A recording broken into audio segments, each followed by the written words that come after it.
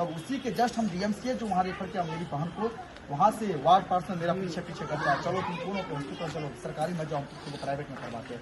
Private में generic दवा देता है। हम भी खुद फार्मासिस्ट है मैम, खुद फार्मासिस्ट है मैं, वो हमको बता रहा था कि जेनरिक दवा क्या होती है, जेनरिक दवा क्या होता है, हमको खुद बता रहा है, जबकि हम मेडिकल के स्टूडेंट खुद है।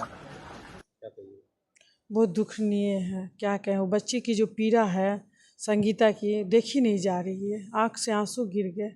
सोचिए कि वो विकलांग बाप माँ, वो एक भाई, क्या उस पर बीती होगी। उसका जब जानते हैं केस देखी हूँ, बाल देखी हूँ, इतना सारा बाल, उसको जो पीड़ा है पूरे जिस्म में है। ये तो एकदम बहुत, क्या कहें, ऐसा दुर्भाग्य है कि आज भी कहा जाता है बेटी बचाओ बेटी पढ़ाओ। हमारे मोदी जी का नारा क्या यही बेटी बचाओ हो रहा है। हाँ, प्रशासन को फ़ोन किया जाता है तो प्रशासन 45 मिनट के बाद जाती है, दिखाती है कि मैं जुट्ठा हाथ है, देखो मैं खाना खा रहा था, खाना छोड़ के आया हूँ। अगर अटेंडेंट पहुँच जाते तो क्या वहाँ पर के बगल के उनके पड़ोसी हो या दबंग गई हो, वो इस तरीके की करते। तो ये दुर्भाग्य है कि प्रशासन भी एन टाइम पे नहीं पहुँच पाती है। तो ये दुर्भाग्य हम बेटियों की है जो समाज में सुरक्षित नहीं है। कहाँ आई थी बच्ची? डीएमसीएच में है। अब वो भी देखिए, बच्ची दर्द से पीड़ा से कर्रा रही है, लेकिन उसको डिस्चार्ज कर दिया गया है। सोचिए कि वो बच्ची घर के नाम से भय है, घर जाना नहीं चाह रही है। पेशेंट से मिली है, क्या कंडीशन लग रहा है?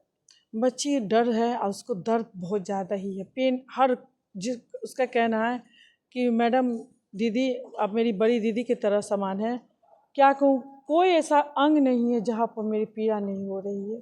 सो दर्द से मैं एकदम छटपटा रही हूँ। पेट में तो कहिए बहुत ही ना, डॉक्टर का कहना आप स्वस्थ हैं, आप जा सकती हैं, रेस्ट कीजिएगा, ठीक हो जाएगा, खाइएगा पीजिएगा। अरे बच्ची डर रही है घर के नाम से, आप उसको डिस्चार्ज कर रहे हैं। बच्ची दर्द से कर्रा रही है, आप डिस्चार्ज कर रहे हैं, ये कहाँ का है।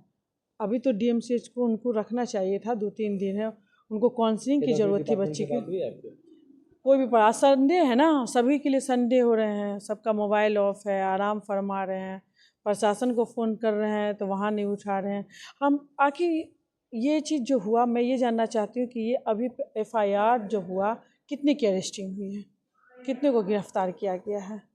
माननीय पार्षद जो उस एरिया के हैं, पार्षद आकर के यहाँ पर उनको परिजन को कह रहे हैं कि प्राइवेट में चलिए आपका इलाज होगा। अरे कमाल है, वो जो सरकार की व्यवस्था उस पर वो अपना इलाज कराएं, वो क्यों जाए किसी पे। जब उस टाइम में उनके साथ हो रहा था तो वो वहाँ पे कोई नहीं खड़े रहे, कोई जनप्रतिनिधि, कोई वार्ड पार्षद वहाँ पे नहीं आए।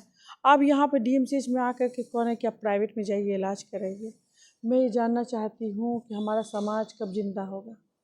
आखिर सोचिए कि वहाँ पर उनके कास्ट के कितने थे, अगर सब भिड़ जाते तो बच्ची का बाल विवाह का नहीं हो सकता था। लेकिन एक मुस्लिम परिवार जो थी वो बढ़ कर आगे कदम रखी हिम्मत से, उसने पूरा प्रयास किया और बच्ची को बचाए। कहा जाता है कि बेटी समाज की होती है। नहीं नहीं नहीं नहीं, अगर बेटी समाज की होती ना तो बहुत सारी बेटियों के साथ इस तरीके की दुर्भाग्य। यही तो है, हमारे कौम में भी यही चीज़ है कि अगर बेटी अगर कदम बढ़ाना चाहती है तो उसके कदमों को खींचा जाता है, कुछ ताना दे करके, किसी पे आरोप लगा के, किसी के चरित्र पे आरोप लगा करके।